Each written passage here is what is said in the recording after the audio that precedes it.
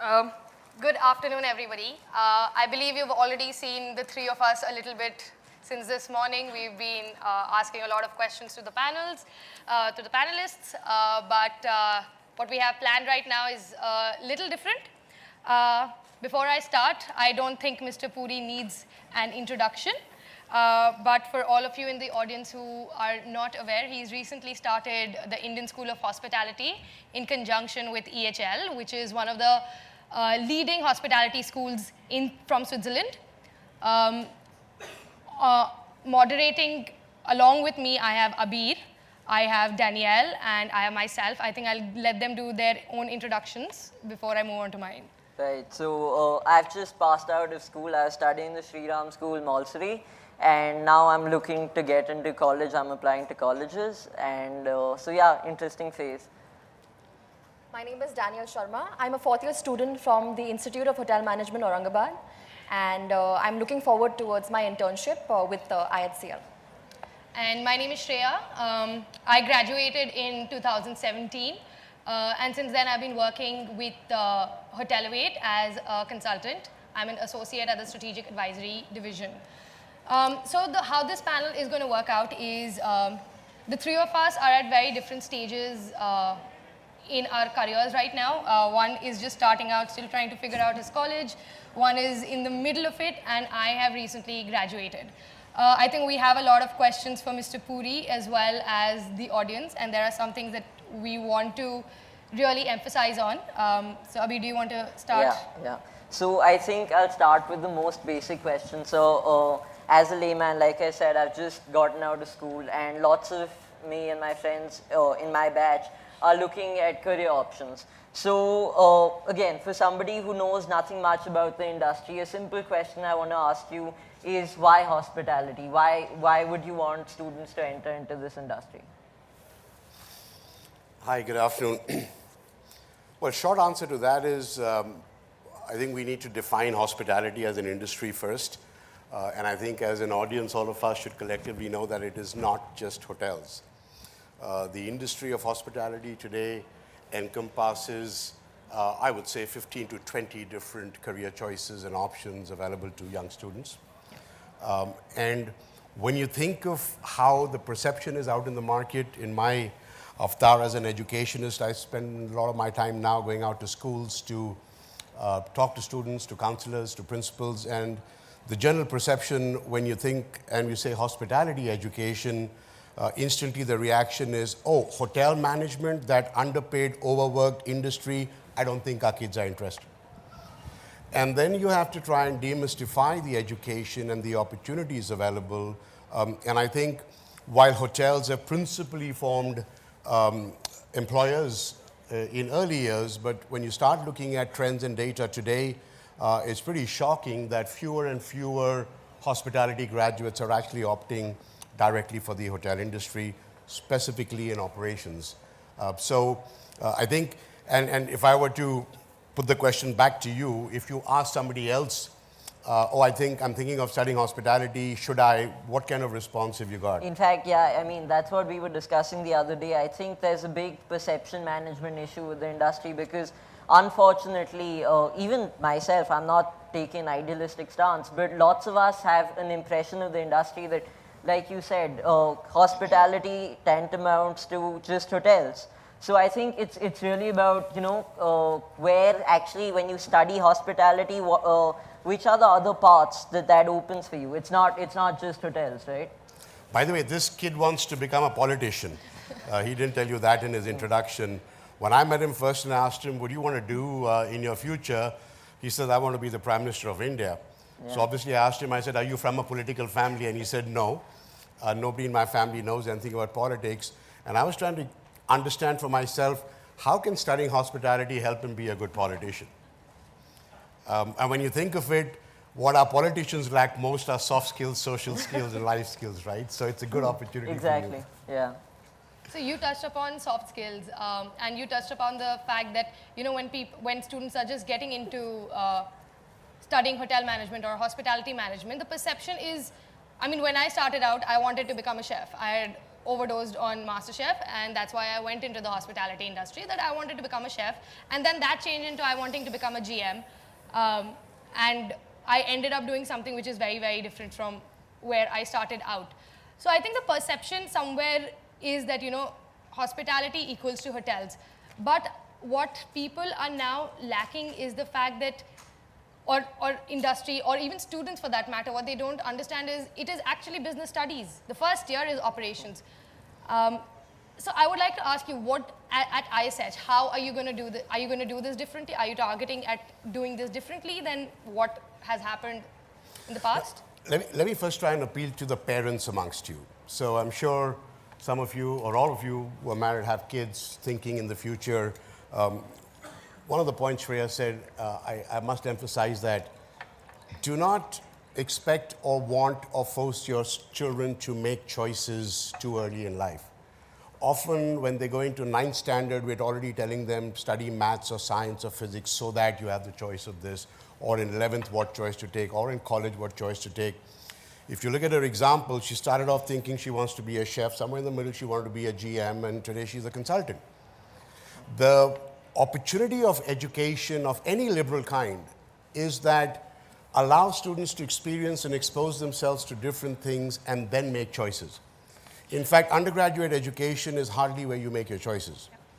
My own sense of undergrad education, be it in hospitality, be it in any other field, is to give a foundational learning to a young mind. Let them then explore, work, different choices. I mean, when somebody tells me that between my undergrad and my MBA, I have to work for 3 years, 4 years, 5 years, right? Pretty normal. Yep. I would advise saying, yes, you should, but try and work with 3 or 4 different companies in 3 or 4 different sectors. If you work for a startup, if you work for an established company, the kind of value and learnings you're getting will then tell you, okay, I think I really want to do this. And then you invest your money into a postgrad education to do an MBA or whatever it is. But this thing about making choices too early in life, I think, is one of the real challenges of India, both culturally as well as socially. And I spend a lot of my time educating parents before I educate children, because the parents have to understand that children of today are not going to be listening to you in making the choices you want them to make. I just wanted to make one point, because the whole morning it seems, and I heard a few speakers, it's all been about tech. A lot of the discussion, I'm told, has been about all kinds of technology. My own sense is that in the future, today we think that technology is our differentiator or the enabler or whatever you call it. But the reality is that technology will always get commoditized. Today, one person has discovered an algorithm to do something. Tomorrow, another one will better. The third one will copy him. Finally, in the ultimate analysis, what do you think will be left as the differentiator? It will always be the human capital. When people ask, is tech going to replace jobs? When people look at great videos of robots doing things humans did, that's the reality. But robots will begin to take out those aspects of your job which are routine, which are mundane. It will leave you to provide the experiential nature of products which today's customers look for. I'm sure you've heard it enough, and it cannot be emphasized more, that consumers today, be it of hotel rooms, be it of restaurants, be it of anything, are looking less at the product, less at the service, but more at the experience they're getting by consuming that product. That experience can only come when the differentiator is true human capital. And I think that's why, to me, it's literally a call to action for our industry. And I must say that, and I've said this before, you know, I'm not pointing a finger at our industry. I'm still a part of it. I always will be. But just because I've been able to see things from a little different prism, that of an educationist, I just look at things from a different perspective. The challenge is actually with us as an industry, because, as I said earlier, fewer and fewer students graduating from hotel schools want to join hotels. Why is that? What is it that is precluding great talent? Firstly, why wouldn't a student like him have hospitality as amongst his first choices of education than, if I don't get to do something else, I do this? So we've already set our benchmark lower than the best quality of talent when it is school students coming in to look for a choice of education. And then the bigger tragedy is that during the education, when they come out for internships to our hotels and our industries, I wouldn't even call it internships, because I think we refer to them as industrial trainees. Firstly, just the word industrial trainees, it sounds to me as if, he's coming to be a carpenter or a plumber. In the Western world, interns are valued, interns are sought after. Employers and companies have a very long view saying, if we can catch them young, if we find the talent in them when they come to us as interns, we'll follow the rest of their education and be on the lookout for hiring them when they graduate. What do? Students come into hotels for 6 months of industrial training. Chances are that there is no application of any learning in that internship. In days gone by, we often say, they're treated like casual labor. I think that's changing. I speak to a lot of general managers who say, I meet all interns when they join. I treat our interns like I treat our associates. We started giving 7 days off to our associates, so I think we should give it to our interns as well. And so I get a sense from all this that the intent is right. But is this the way you're going to actually impact mindset changes in the line managers with whom these people actually work when they intern? The fact is, if they're doing 4 weeks in F&B or in front office or in housekeeping, who are they actually working with on a day-to-day basis? It's a restaurant manager. It could be a senior supervisor. It's not the general manager. The general manager might meet you for tea or coffee once a week. But those people, and the challenge is we've all been line managers ourselves, and that our approach is that if I had to work that hard, why won't you? Coming here to intern is about learning how to work hard. Now, for a generation of 18-year-olds of today, that doesn't work. Yeah. Their concept of working hard is not 14 hours, 15 hours. Their concept of working hard is how are you stimulating us to get more efficient, to do the same job you're taking 14 hours to do, I can do it in 8 hours or 9 hours. But we think we're older, we've had a lot of experience, and we always say, jab hum tumhari umar ke the, to we used to do this. I have parents who tell their children, right? We're all guilty of it, saying, son, when I was your age, I did this. And my son looked at me and said, really, which age was that? I mean, look at the difference in our growing up to be 18 and these kids growing up to be 18. Look at the exposure they have. We've given them that exposure. Look at the knowledge they have, which we never had. Look at the choices they have, which we never had. Yet we never look at it from the same prism, right? We look at it from our point of view. I think these are fundamental changes which are required to happen specifically in our industry. I can tell you we're sitting on a time bomb. If only 20 kids out of 200 graduating students from India's premier institution today, which is IHM Pusa, less than 20 students of this graduating batch have opted to join as management trainees in operations in any hotel company. I mean, does that surprise you, or is that something you expect? Yeah. Where is your talent going to come from? So, sir, talking about talent, is there a need for hotel management institutes to focus on employability assessments as well while choosing students for their institute? Well, I don't know if you'll choose employability assessment. I mean, we do psychometric testing for every student who we admit into our college, and it's not for purposes of getting you a number or a ranking or a scale. It's only to assess your personality profile type to see that are you suited for an education of the kind we can impart to you. Do you have the potential? Do you have the talent? Do you have the desire for it? If not, then you're not our student. We will do a group discussion. We will do interviews with our academic staff, but what we don't want to see are your board results. Our admission criteria are very simple. You need to have a high school diploma.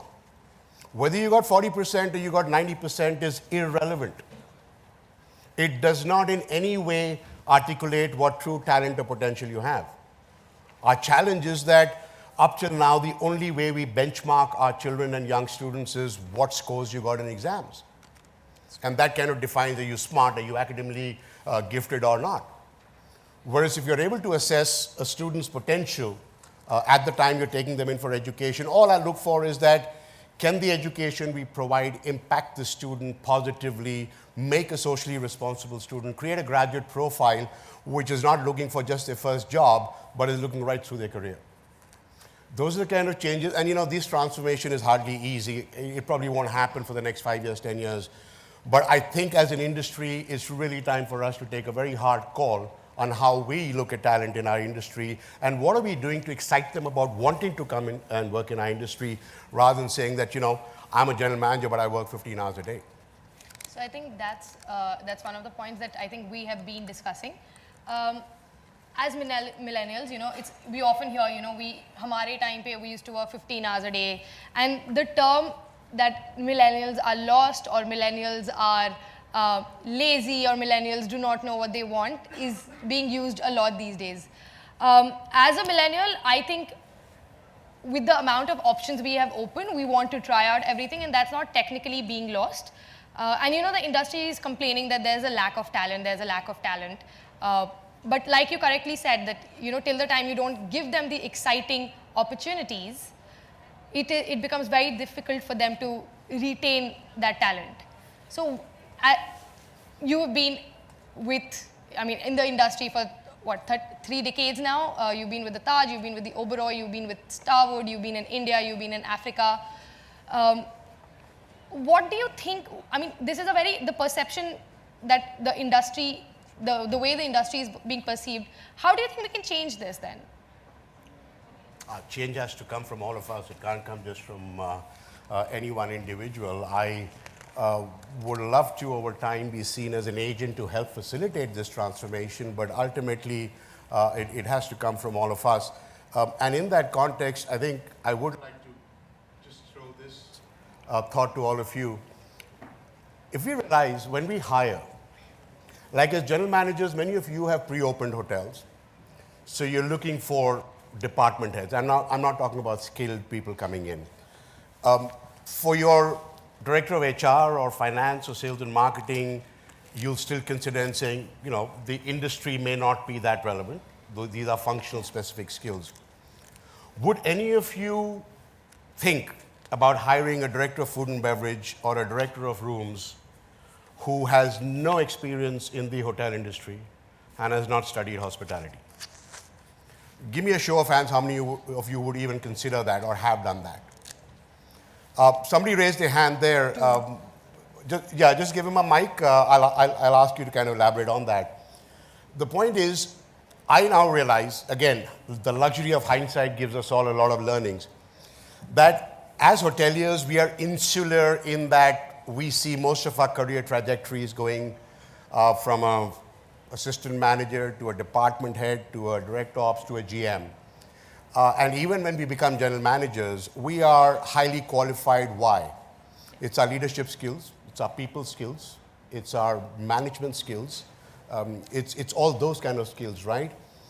So if you didn't know knives and forks in the skill of food and beverage or of a room reservation, is that something which will be more important to you in hiring a senior level leader in your hotel than the fact that that person has the attributes of leadership and management and business and market?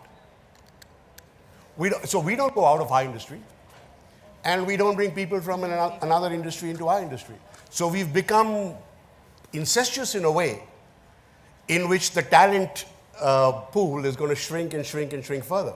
Whereas if we were able to see ourselves as cross-discipline, and we can go anywhere we want, and we can bring in anybody we want, I think that will significantly impact us positively. It'll give all students choices to say, I can come in and out of the hospitality industry. Absolutely. So to take a slightly different perspective to this, till now we were talking about the fact that, the role the industry has to play to bringing in and attracting human capital. But just to flip it, look at another perspective. Do you think society, particularly in India, unfortunately, earlier especially, we used to see that parents used to encourage their children, ki, acha, we want our children to be doctors, we want them to be engineers. So do you think because of that perception, hospitality has taken a backseat? Do you think it's still happening? And how do you think, even if it's reducing, what can the industry do to, improve the perception of hospitality and bring it up to the level of, a doctor or an engineer? Well, transforming the internship experience to me is a key. in the 4 years of education our students undergo, they do 2 internships of 6 months each, which means 1 year, 25% of their education is in the industry. And probably the 25% which is most significant because the internships meant to help you apply the theoretical learnings of the year in college. But does the industry see it that, I mean, I don't know if anybody asks a student that, okay, you tell us what you've studied and then we'll help you apply those through your internship.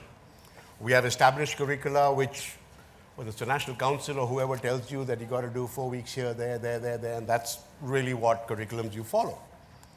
So I think it's really a call out for the industry to figure out that what do we need to do to transform. From an academic perspective, from looking at higher education more holistically, I can tell you our faculty philosophy at ISH is that most of our faculty come from the industry.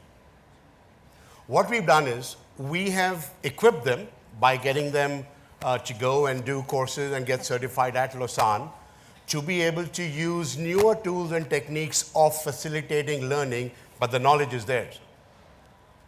I mean, today, what is the professor's role? I don't know, you're studying in college. What does a professor know which Google Baba doesn't know? Why is the professor wasting his or her time trying to give you knowledge?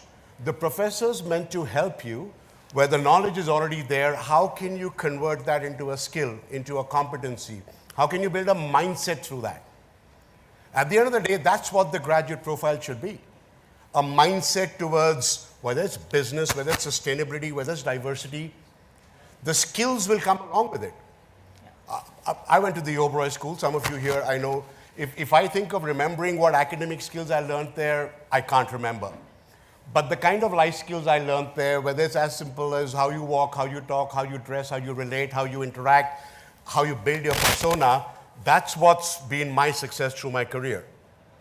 And those are the kind of skills which we need to impart to these young minds and not worry too much about. So it comes back to that question that how well do you know your food and beverage to be a director of food and beverage versus how good a leader you are, how good a team player you are, how good a market understanding person you are. Those are the things we need to start asking. So Shreya and I were discussing the other day that about internships, since we were talking about internships, that industrial trainees in our industry work for long hours, about 15 to 16 hours, and usually over time they're not compensated. And this could even affect work-life balance as well as the productivity of the individual. So why do you think is there such a system, especially in our country, and is change possible? I think we've answered the same thing. The question's really out to all of you as to what we can do, and perhaps if we are talking about this and anything I'm saying or we've discussed is either making or not making sense, perhaps any of you want to kind of ask some questions about what you are doing right, what could be done better, and what can we collectively do better. That'll be great. I did want to just interrupt to ask one gentleman who said that he'd hired operations people not from the industry. Do you want to just give us an example of, somebody said, yeah?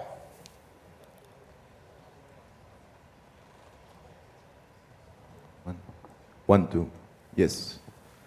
Artists, having people passionate, and I think we are all coming from different skills and different experience, and you was answering to your question by yourself. Yes, did you hire people from outside the industry into operational positions? Yeah, barber in F&B.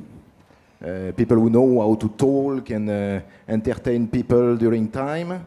Artist, singer in F&B. Food and beverage manager who was an ex-singer before. A radio speaker who become a great front office manager. Many different skills that you can grab all around the other services or other business that match with hospitality. We are a big house with many, he was talking about 20, 30 different jobs in hospitality. I think we have much more than this. And that's what we can offer to millennials to join us. Right. Well, good example for somebody else to say we'll experiment and try to hire I don't know, Jaideep, are you hiring a director F&B or a rooms division manager anytime soon? Any of you are? Too specialized?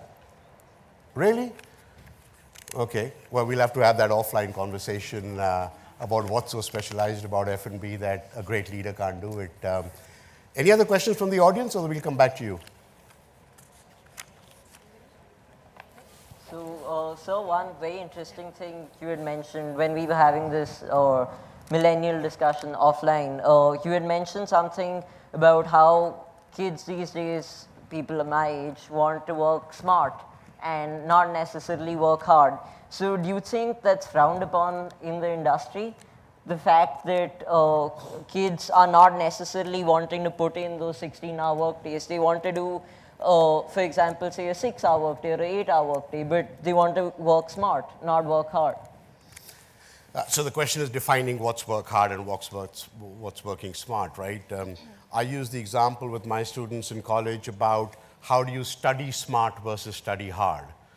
Study hard to most parents means, you know, you've read the book front to back, you've read it by rote, in your mind you've already got all the answers, versus study smart is something as simple as saying, look, if I just look at the last 5 years question papers and I'm able to crack all of them, chances are I'll get at least 50% or 60%, and that's enough for me. I don't want to get 90%. So that's an example of, to me, study smart versus study hard. When you look at workplace, it's a question of, do you know what productivity is expected out of you? If you're working in front office in a shift, X number of check-ins or the cycle time of a check-in, or whatever and can you think of ways of doing that faster and smarter than having to be on your feet at the front desk for that many more hours, right?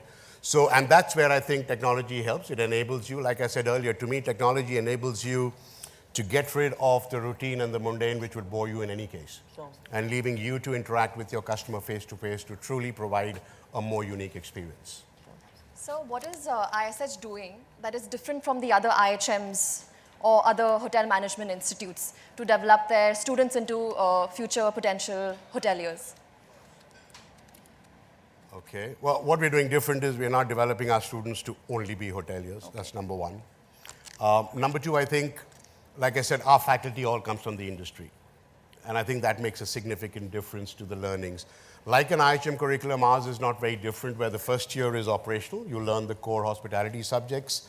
You go and do your internship in the industry. Once you come back, our curriculums morph pretty much into what you'd expect in a BBA program. So you're doing everything from strategic marketing to finance to digital to revenue to a business project with the industry.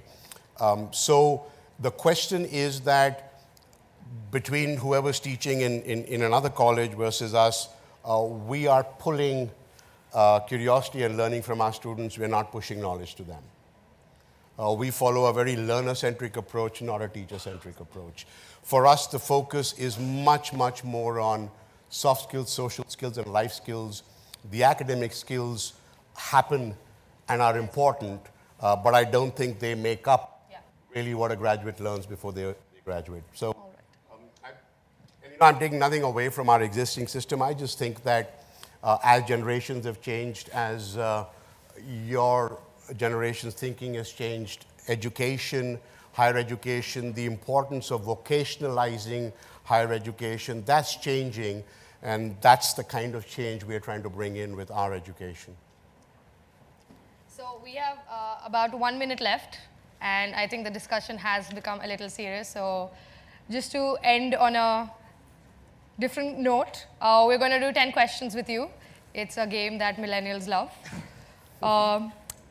So it has to be rapid. And I'm going to start with the first question. Dilip the teacher, Dilip the hotelier? Dilip the teacher. Okay.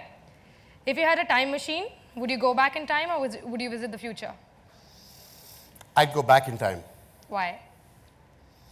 The hindsight of, when you have the luxury of hindsight and you think of all the things you could have done and you can do again, which can make a difference not just to today but to tomorrow, I think that's more important to me. The future will come, whether I'll be there or not, who knows. Perfect. So I was speaking to Neha and your son yesterday, and they told me you like Indian as well as Chinese. If you had to pick. Are you talking about women or food or what? Food. Indian for sure. Indian. Favorite hotel in India? Ooh. Too many colleagues and peers here for me to answer without getting a favorite hotel in India. For me personally, tough one. Probably the W Goa. W Goa. Favorite brand, international, domestic, both? Hotel brand? Hotel brand. I'd say the W. W. So we're going to do some abbreviations. You have to tell me the full forms. FOMO. Fear of missing out. TMI. TMI. Whoa, no idea. Does anybody in the audience? Does anybody want to take this? That's Thank right. God. It's too much information. Too much information. NSFW. Sorry? NSFW. LSFW. Wow. Looking sweet. How many of that? Not safe for work. Not safe for work. Okay. WCM. WCW, sorry. WCW. Sounds almost like a 40 seat with another cover on it. Sorry, I don't know. Anybody in the audience? It's Women Crush Wednesday. Women Crush Wednesday. It's the latest lingo. OOTD. O? OTD. Obsessive? I don't know. Outfit of the day. Oh my God. So we'll stop with the abbreviations. One last question.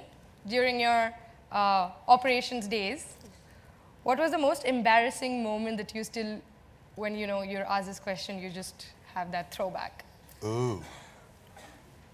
I made the mistake of thinking that a very big expatriate chief executive officer's wife was a prostitute. And it goes back to days when I used to work in Bombay, and there was a big problem with our, we had a lot of Arab guests, and so this was always happening. So we'd been given a brief saying absolutely zero tolerance for this, and you got to kind of make sure this doesn't happen and all that stuff. So I was sitting at the lobby manager's desk, and a bellboy comes and says, sir, I think, not a bellboy, a security assistant came and said, I think, I was just so busy doing things. I said, well, you've been trained as much as I have, so if you think so, throw it out.